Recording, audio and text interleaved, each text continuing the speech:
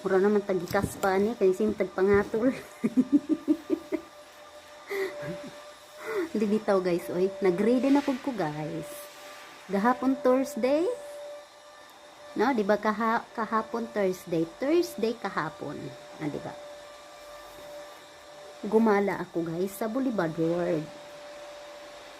Nakauwi ako alas 2 na ng madaling araw. Umalis kami alas 5 ng hapon. Nakauwi sa bahay alas 2 ng madaling araw. Pagising ko guys, busy na agad. Never ako nakahawak. Last online ko alas 5 ata.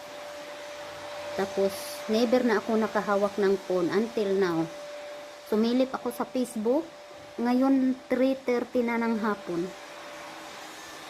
Hindi ako nakapag-engage, hindi ako nakapag-post. Sumilip lang ako, nag-post ako ng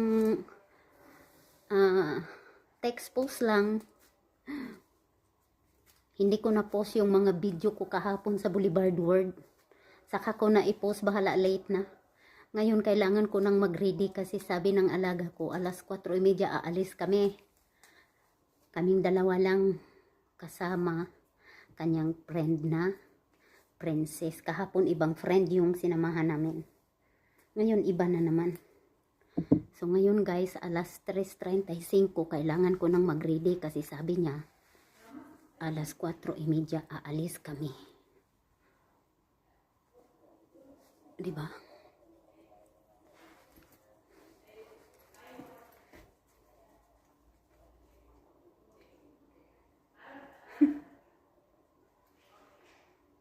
Naguba naman siguro ni guys.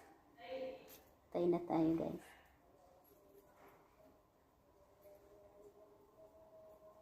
Huwag kang masira-sira dyan. Paano kita maisarado kung masira-sira ka?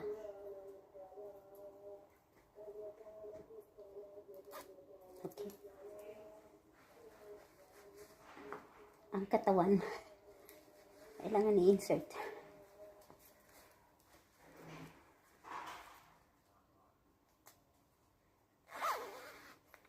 Okay. Ready na?